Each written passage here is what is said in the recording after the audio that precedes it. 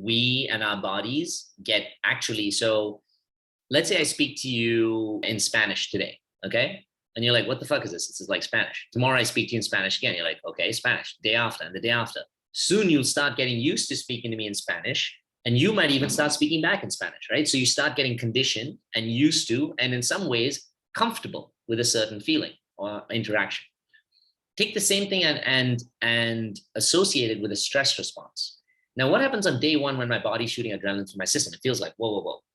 Day two, if I'm in the same level of stress anxiety, my body gets a little more used to it. Day 3, day 4, day 5, by day 15, I need it now because I'm starting to get used to it. This happens especially in relationships, believe it or not, which aren't good for us, where we get this false sense of excitement through where our bodies are actually shooting a cocktail of stress hormones to us to tell us to run away. But we're misunderstanding that same feeling of like when the adrenaline's running through us for a feeling of excitement.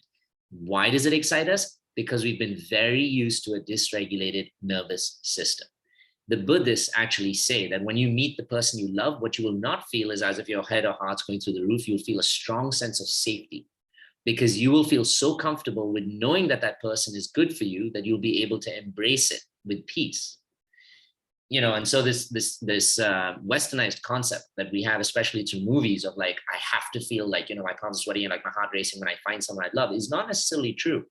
That is something that you find when you find infatuation, which could be a very good thing because it can also lead scientifically, it can actually lead to a better orgasm. It can lead to potential better sex. However, this is the crazy thing.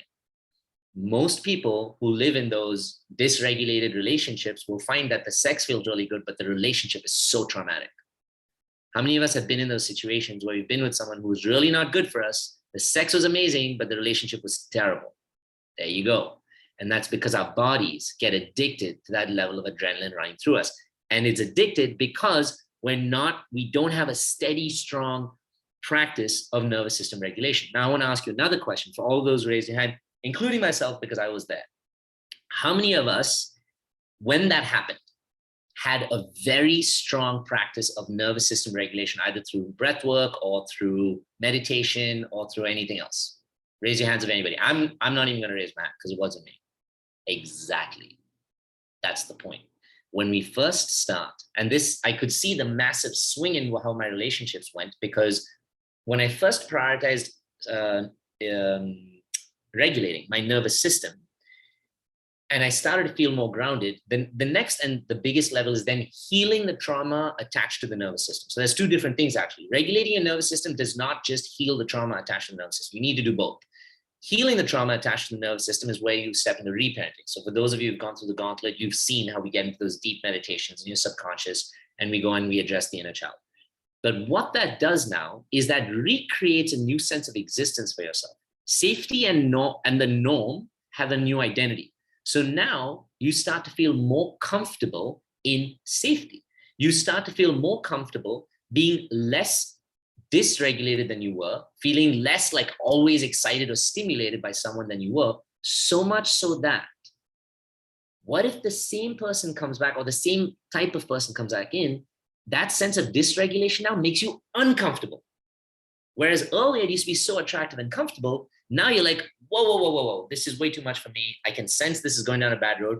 You don't even have to step in with your fucking moral compass and say like, oh no, this is not good for you, Yats. You can actually just feel uncomfortable being around that situation because you're like, that's not what I prioritize for myself anymore. It's like when people move from drinking the $2 bottle of wine, and we had one of those at the retreat, funny enough, when you're in college, right? And you like guzzle those bottles of wine that give you a crazy hangover, to now moving to like a $30 bottle of wine, where you sleep better, you wake up with less of a hangover. You're like, yeah, I ain't going back to that shit for sure. Even if someone pours you a drink of that, you're like, no, I can't handle it. Same when you go into like a healthy diet or anything else. The change you feel makes you feel so comfortable with how good you're feeling that you don't want to go back. So that is how you can sense when your nervous system is actually getting excited by something that you can't, that, like you said, that doesn't necessarily lead to a good outcome. Now, there's different types of excitement. That's why you look at some of the best like sports people, or some of the best, like I was talking about Formula One with my friend. I mean, you're driving at 400 kilometers an hour, but those guys feel so comfortable because they do it so often. they have such intense meditative practices to like allow their brain to slow down at that speed that they can process that. And that's what we need to learn to be able to do through our minds and bodies.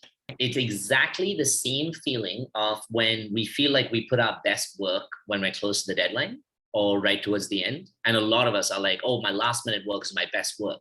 And that's because your adrenaline shoots through your body, keeps you awake, gets you to drive harder and push faster, but you don't actually see the physiological damage it's doing to your body by making you do that. And we do that psychologically because deep down or way back in our lives, we weren't used to consistency. Someone may not even have shown up for us with consistency, stability, and groundedness. We wanted an environment which had stability and groundedness. And so what we instead got used to and addicted to was chaos. And so we thrive in those moments of chaos just before our like whatever final projects or whatever. But you'll notice your stomach's sick, your body doesn't feel good, you don't get enough sleep because you're working all night. And we flood ourselves with artificial supporting or stimulants like caffeine, Adderall or any of those other things, because we say, okay, this helps me put in my best work.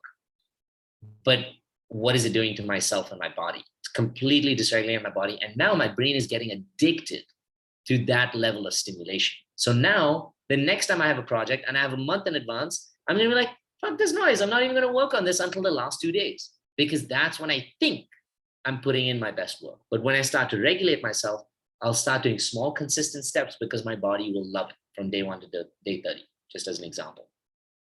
Hey, and welcome to the Inner Yats YouTube page. If you like our content, make sure you click the like and the subscribe button so that you get more of these amazing videos that keep coming your way.